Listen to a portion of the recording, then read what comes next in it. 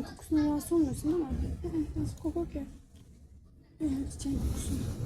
Çiçek kokusu. Güzel.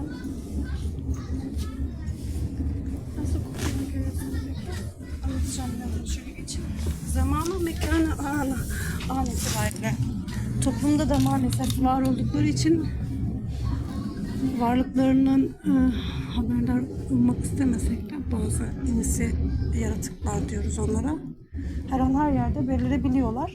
Bunlar da toplumda fazlasıyla varlar zaten. Zamansız, mekansız, ansız, çapsız, karaktersiz, bazıları şerefsiz boyutunda maalesef.